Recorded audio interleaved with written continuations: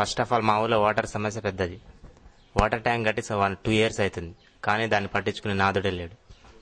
దానికి వచ్చిన ఫండ్స్ అంది మొత్తం రాజకీయ నాయకులు మిగతా వాళ్ళు కుమ్మక్కై ఊరి జనాలు మొత్తం కలిసి తిన్నారు.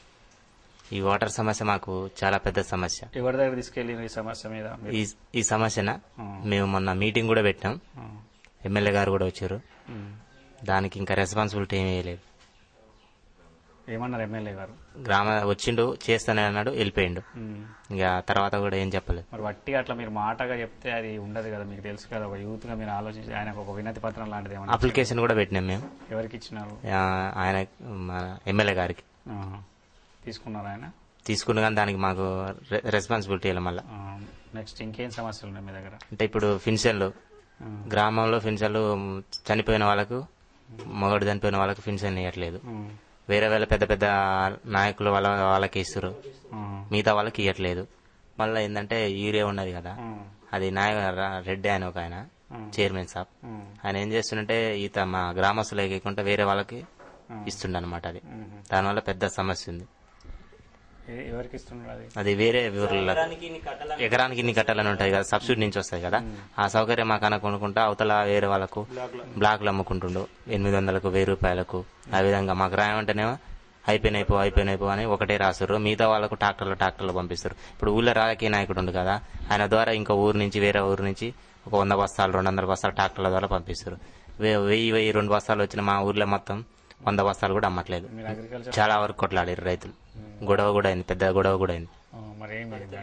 ఏం రెస్పాన్సిబిలిటీ కూడా ఏమీ లేదు. వాళ్ళు కాముకుండ్రు. అది ఉన్నది సార్. చెరువు ఒక 100 ఎకరాలు ఉంటుంది మా ఊర్లో. అది ఇప్పుడు ప్రస్తుతానికి చూడబోతే ఒక 5 ఎకరాలు కూడా లేదు. ఉన్న చెరువును మొత్తం లీడర్లు ఆక్రమించుకురు. మిగతా వాళ్ళకు మా పేదవాళ్లకు ఆక్రమించుకుంటే వాళ్ళను ఎల్లగొడుతురు. ఇప్పుడు ఇంతకుముందు ఎక్కడ ఉంది ఊరికి? ఏ పక్క ఉంది? ఊరికి దగ్గరనే ఉంది, తూర్పు పక్కన. ఇప్పుడు మెయిన్ రోడ్డుకి ఎంతమంది అంటే దాదాపుగా అది ఆక్రమించిన వాళ్ళు 2-3 ఎకరాలు ఆక్రమించారు, పెద్ద పెద్ద లీడర్లే. మిగతా వాళ్లకు నిరుపేదలు మాత్రం ఎవరు లేరు అందులో. నిరుపేదలు ఆక్రమించుకున్న ఎకరం ఆక్రమించుకున్న వాళ్ళని కూడా ఎలాగొట్టి లీడర్లే తీసుకురన్నమాట. ఇప్పుడు చూడబోతే ఆ చెరువు ఒక 5 ఎకరాలు కూడా లేదు, 100 ఎకరాలకు. ఇల్లు కట్టేసిండ్రా? పొలాలు చేసుకుంటారు, వ్యవసాయం చేసుకుంటారు. ఐకేపీ సెంటర్లో మా ఊరికి 5 లక్షలు వచ్చినాయి. 5 లక్షలు వస్తే 5 లక్షలు ఉన్న 4 తిన్నారు. మిగతా ఉన్న సంఘాలకు కూడా ఎవరికి ఇవ్వలేదు. ఇది మేము ఏ విషయంలో ఇచ్చినారు వాళ్ళకు? ఇది ఐకేపీ వడ్ల మార్కెట్ పడ్డది సార్. మాకు వడ్ల మార్కెట్ పడుతుంది, 4 ఎన్నుకున్నాం. 4 ఏం చేశారంటే రాజకీయ నాయకులతో గుమ్మకి ఆ 4 రాజకీయ నాయకులు కలిపి 5 లక్షలు తిన్నారు. మిగతా ఉన్న సంఘంలకు ఎవరికి ఇవ్వలేదు అనమాట. ఆ డబ్బులని మేము ఏం చేసినట్టే మేము దానికి ఐకేపీ సెంటర్ సంబంధించిన ఎల్గా ఆఫీస్ దగ్గర ఆడిపోతే మొత్తం లెక్కలు చేయంగా 1,50,000 మిగిలినాయి. 1,50,000 బ్యాంకులు వేసేటంటారు. ఆ బ్యాంకులో ఉన్నాయో తెలియదు, వాళ్ళు తిన్నారో తెలియదు. ఆ 1,50,000 ఉన్న సంఘబంధ 1,70,000 ఉన్న సంఘబంధాల పంచేయమంటే పంచేయట్లేదు. ఇది ఉన్న 1,70,000 వాటర్ ప్లాంట్ యూజ్ చేసుకుందామని ఇవ్వట్లేదు. ఎంతసేపు ఉన్నా ఇది తీయరాదు, బ్యాంకుల నుంచి తీయరాదు అంటారు. కానీ అది ఉన్నాయో తెలియదు, ఏం లేదు. ఆ 4 లక్షలు మాత్రం వాళ్ళకి ఎట్లా తీయొచ్చినాయో కానీ తెలియదు. కానీ ఈ 1,70,000 తీయాలంటే తీయట్లేదు.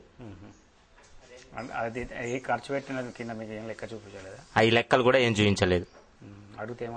అడిగితే ఏమంటే బాగానే మేము అందరం ఊరోళ్ళని జమ చేసి అందరం అడిగితే కొట్టినా చేసినా మా దగ్గరనే తెలియవు, 1,70,000 ఉన్నాయని చెప్పారు. ఆ 1,70,000 మా ఊరికి దీనికైనా ఉపయోగపడుతున్నాం ఇవన్నా ఇవ్వట్లేదు. స్కూల్కి కానీ మరి ఊర్లో స్కూళ్ళకు వాటర్ ప్లాంట్కి కానీ దేనికని ఇవ్వమంటే ఇవ్వట్లేదు. ఇప్పుడు మొన్న పోయి మేము అడిగితే సంఘబంధం లీడర్ని 1,70,000 ఇవ్వమంటే అవి తీయరాదు. ఆ ఎలుగు ఆఫీసులో సార్ దగ్గర పోయి అడిగితే వాళ్ళు అంటారుగా ఏపీ ఆడిపోరు, కలెక్టర్ ఆడిపోరు, ఈడిపోరు అంటారు. కానీ దాని గురించి ఇక మధ్యలో రాజకీయ నాయకులు ఏం చేశారంటే నాయకులు అడ్డం తిరిగి దాన్ని జిమ్మిక్కులు చేశారు కథ.